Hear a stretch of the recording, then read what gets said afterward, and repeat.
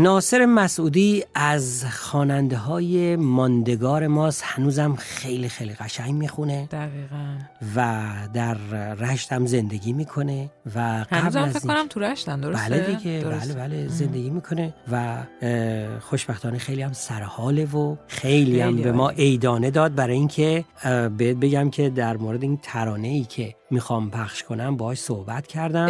چقدر جالب. پس آقای مسعودی رو تونستی پیدا بکنی و باشون صحبت کردی. سخت بود ولی تونستم پیدا کنم. چقدر عالی. آره فکر کنم آقای مسعودی با اون لهجه شیرین گیلکیشون خیلی شنیدن داره واقعا. این پیام نوروزیشون احتمالاً اگر توی همین چند روز باشون صحبت کردی و حالا یه توضیحاتی که دادم، من خیلی مشتاقم که صداشون رو بشنوم. پس قبل از اینکه ترانه رو بشنویم صدای ناصر مسعودی رو بشنویم که از جمله راجع به این ترانه توضیح میده. من خدمت همه عزیزان هموطن سلام عرض میکنم. آرزوی سال خوب برای همتون دارم. امیدوارم خوش و خرم باشید. عید رو تبریک میگم. امیدوارم که سلامت باشید. این کاری که من خوندم اینو در سال 1140 توی برنامه گلهای صحرایی خوندم. البته قبلش من اینو در زادگاه هم رشت خوندم. آهنگش مال یکی از هنرمندان خوب گیلان آقای امانی و شعرش هم مال آقای محمد رضای معالیه و این رو من قبلا در گیلان خوندم. بعد همین آهنگ برداشتم بردم با بنفشه گل در برنامه گلها اجرا کردم. در گلها اینو با سنتور استاد برزنده اجرا کردم. یکی با ارکستر آقای معروفی مرحوم اجرا کردم که فکر نمی کنم اون در دسترس شما باشه. برجهت این یکی از کارهایی است که در سال 1140 اجرا شده و حالا که شما لطف کردید و میخواید برای عزیزان چه همشهری و چه غیر همشهری اینو به عنوان تداعی پخش بکنید، من تشکر میکنم و امیدوارم که مورد قبولشون واقع بشه. یکی از کارهای ماندگاره که من سالها پیش خوندم. خب دیگه در اصل چیز دیگه ای ما نمیتونیم بگیم. فقط اینو بگم که این ترانه که در گلهای صحرایی پخش شد یک روزایی واقعا نقل مجلس و گل مجلس خیلی از خونه‌ها بود و مسعودی تونست با این ترانه موسیقی گیلکی رو رواج بده اصلا. به خصوص که خب این آهنگ بهاری بود و خیلی شاد بود و اینها و هیچی هم نداره و نه کیبورد داره نه نمیدونم این ریتم باکس داره، بلکه یه تنبک حسین تهرانیه و یه سنتور رضا ورزنده. دقیقاً. ولی خیلی من مشتاقم که هم این آهنگو بشنوم، همین که صدای آقای مسعودی عزیز رو شنیدیم، بهشون نوروز رو در واقع ما هم شاد باش میگیم. خیلی ازشون تشکر میکنیم که در واقع یه صحبت کوتاهی کردن و ما تونستیم در این پادکست پخش بکنیم صحبتشون رو. آقای مسعودی متولد 1314 در شهر زیبای رشت هستن و در طول این 50 سال فعالیتشون حول و حوش 500 ترانه ایشون خوندن. بله، یعنی الان 80 یا بگیم دیگه داره 81 سالش میشه. بله، امیدواریم که همیشه زنده باشن، سر حال و قبراق و ما بتونیم کارهای خیلی خیلی زیباشون رو بشنویم.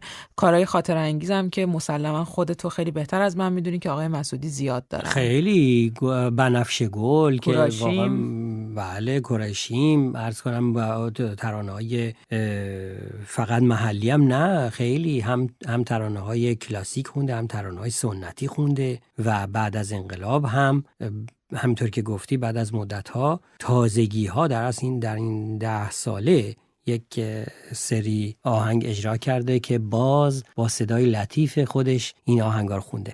ولی ترانه‌ای که الان خونده خب صدای جوونی داره و اصلا یک خاطره ایست. میتونیم دیگه بریم سراغ پخش ترانه، ولی قبلش حتما یک عید مبارکی کنیم، تلفن و ایمیل و دیگه چی داریم بگیم به شنوندگانمون؟ دیگه همین. واقعا امیدواریم که از این روزا لذت ببرن. روزای بهاری، بهار 95 ایام عید هستش، ایام نوروز هست. امیدواریم که به همه خوش بگذره.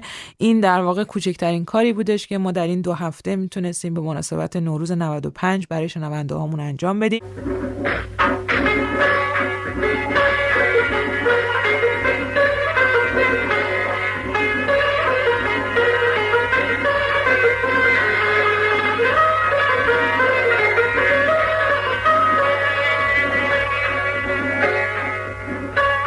دل واپس نرم تا بهاره که رفته تو خون باز بشین موقع کاره دل واپس نرم تا وقت بهاره که رفته تو خون باز بشین موقع کاره تو می تازه نگاری می گله تو بهاری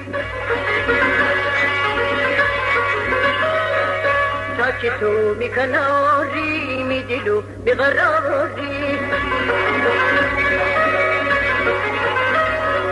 تا بره اوتانی یا بره توفانی بپیشیم بجرده دمنا بشانی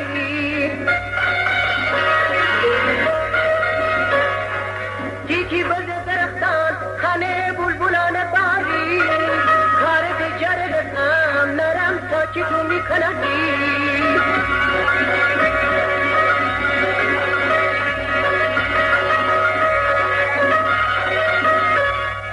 خب اسکندر آهنگ که عالی بودش ولی فکر نمی کنم چیز دیگه ای مونده باشه، درسته؟ غیر از این که نوروزتون فرخنده. دل واپس نرم تا وقت بهاره که رخت دکن باز بشین موقع کاره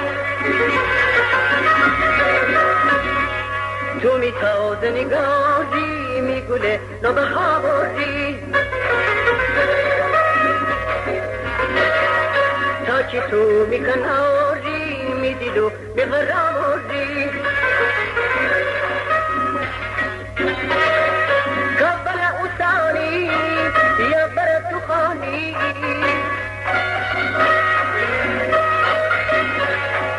بپیشین بجرسن دانه بشانی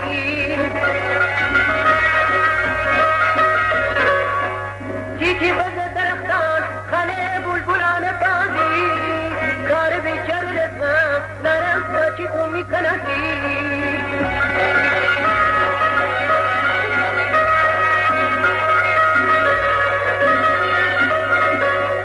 ریجین کنیم حاصل گیریم از هفت جارا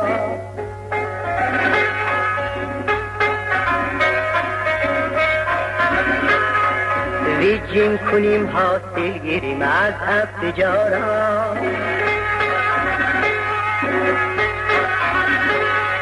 دغم نریم شادی کنیم شادی فراوان